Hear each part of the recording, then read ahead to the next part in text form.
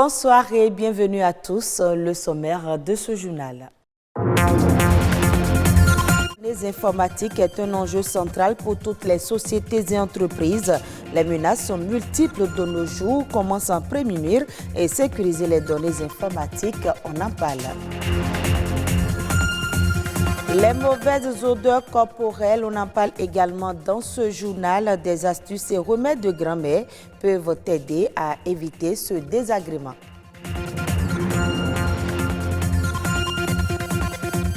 Et puis, Cotonou a changé d'attrait grâce à Effegraph, une association de jeunes artistes peintres, dessinateurs et graffeurs qui a réalisé des graffitis sur des emplacements stratégiques de la ville.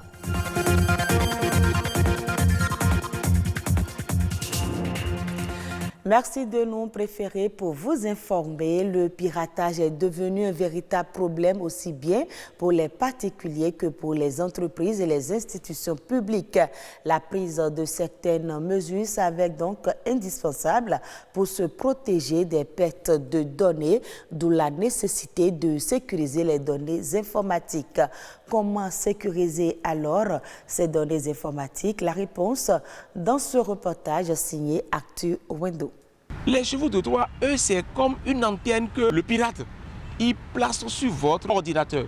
Les menaces sont multiples, alors que le système d'information d'une entreprise regorge des données cruciales, d'où la nécessité de sécuriser ces données informatiques. Parlons de sécurité informatique, c'est toute action technique, juridique, organisationnelle, humaine nécessaire, mise en œuvre pour empêcher la non-autorisation, la mauvaise utilisation, la modification et le détournement des données informatiques. Sécuriser les données informatiques au sein d'une entreprise, en fait, c'est toute la procédure qui est mise en œuvre, qui est adaptée au sein de l'entreprise en vue de garantir la confidentialité, l'inviolabilité et l'intégrité des informations clients et des informations internes, des informations propres à l'entreprise.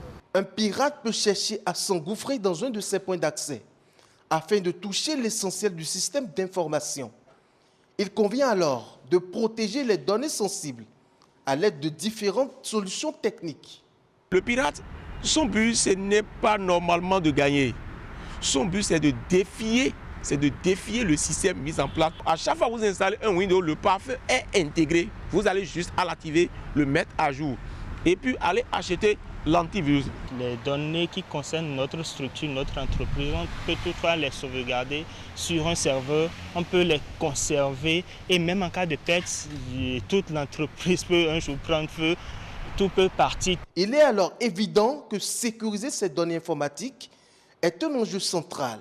J'invite tout le monde à commencer par développer cette habitude-là, commencer par sauvegarder ces données, ces informations sur un serveur. Tous les chefs d'entreprise, tout le monde quand même, qu'on commence par adopter ça désormais et on sera à l'abri des pertes des informations, tel fichier, telle information, je n'ai plus. Donc, je pense que la solution est quand même là. L'entreprise pourra en effet poursuivre son activité en récupérant les données stockées et mises à jour régulièrement.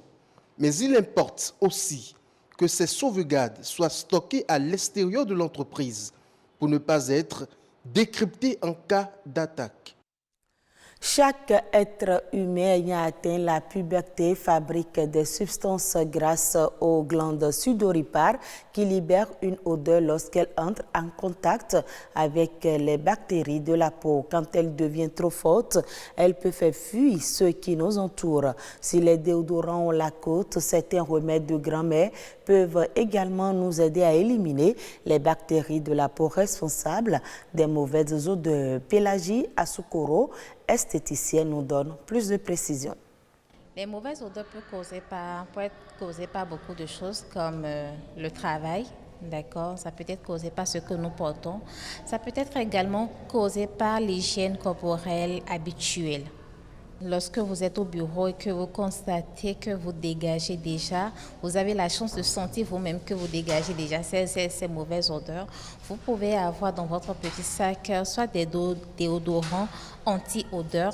Assurez-vous que ce soit un déodorant anti-odeur au transpirant. Parce que dans ces déodorants-là, il y a des actifs qui permettent en fait de régler le problème. Et il y a par exemple du citron, il y a par exemple du zinc, d'accord, qui vous permet en fait de régulariser. Chaque déodorant, chaque parfum a un rôle très précis. Donc, lorsque vous allez acheter, lisez simplement les notices pour savoir ce que vous voulez acheter avant de prendre. Sans quoi vous allez simplement aggraver le cas.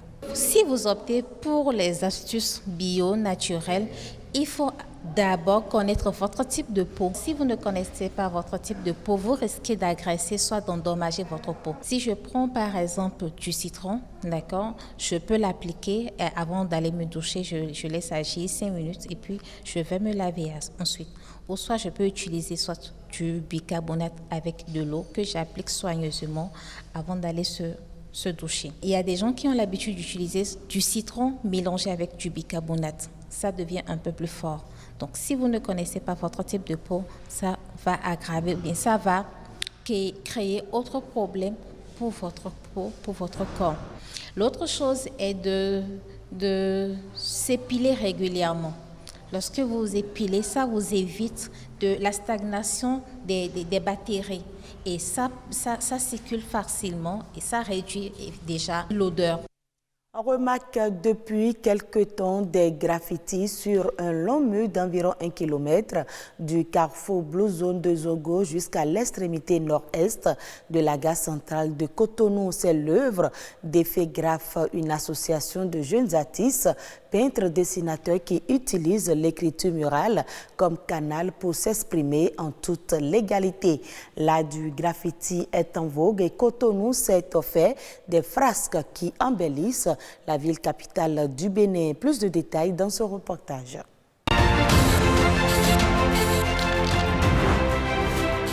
Ils peignent les murs par passion et par amour de l'art. Le graffiti, c'est ce qui réunit ces jeunes.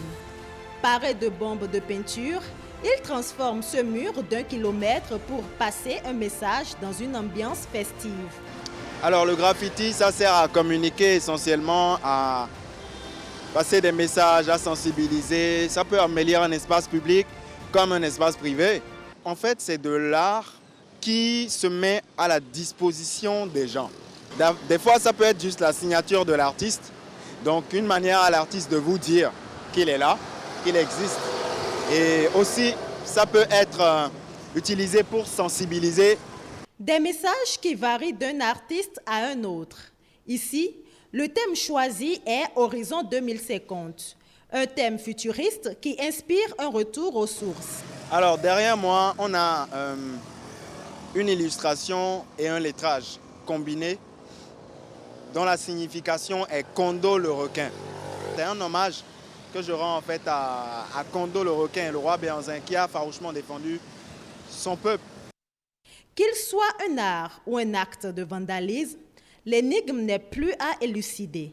La présence de ces tags sur les murs de l'OCBN colore la ville. Autrefois masculin, le graphe devient plus ouvert et accessible aux femmes. On a formé une 60aine de jeunes filles. C'était un atelier uniquement réservé aux filles où on leur a donné des techniques de base pour pouvoir aborder la discipline. Et je dois vous dire que sur ce mur, il y a des fresques qui ont été faites par ces filles-là. À sa finition, il promet d'être le 2e plus long mur de graffiti au monde. Mais pour le moment, c'est un studio photo géant. Ce qui, pour ses créateurs, est un signe de gratitude.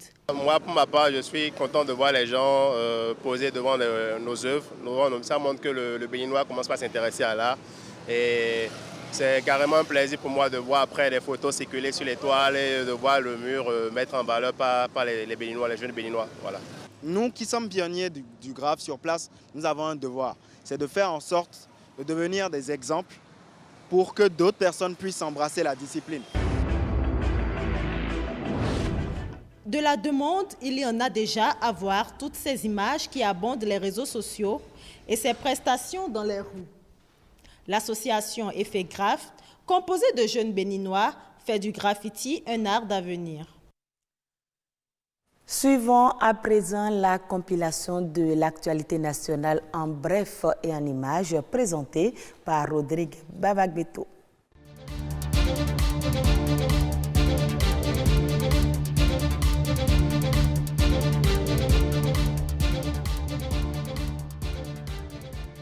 « 187 cas confirmés avec 102 personnes sous traitement, 82 guéris et 3 décès. Voilà désormais les nouveaux chiffres officiels enregistrés au Bénin après 27 693 tests de coronavirus.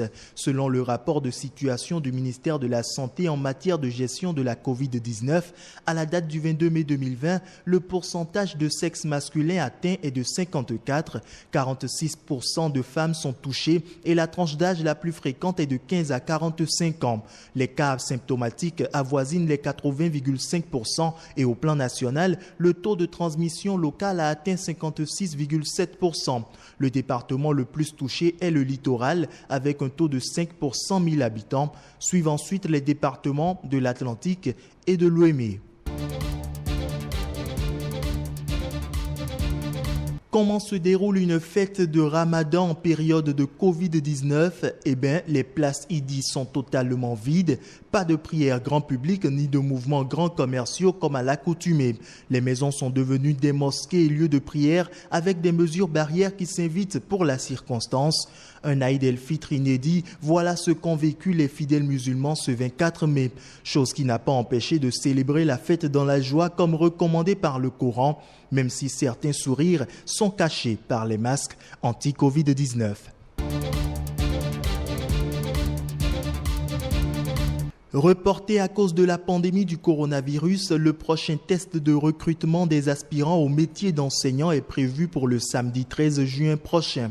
Selon un communiqué conjoint du ministre des Enseignements maternels et primaires et celui de l'enseignement secondaire, à partir du 2 juin, les numéros de table et les centres de composition seront affichés dans les directions départementales. Les candidats pour la maternelle vont composer dans la matière pédagogie appliquée. Pour les classes du primaire, ils seront évalués en communication écrite et en mathématiques. Les candidats pour les classes du secondaire auront quant à eux une épreuve de culture générale et une épreuve de spécialité selon la matière à enseigner. Ce nouveau test d'aspirant au métier d'enseignant permettra de disposer d'une base plus fournie qui servira de vivier pour la satisfaction des besoins des établissements scolaires.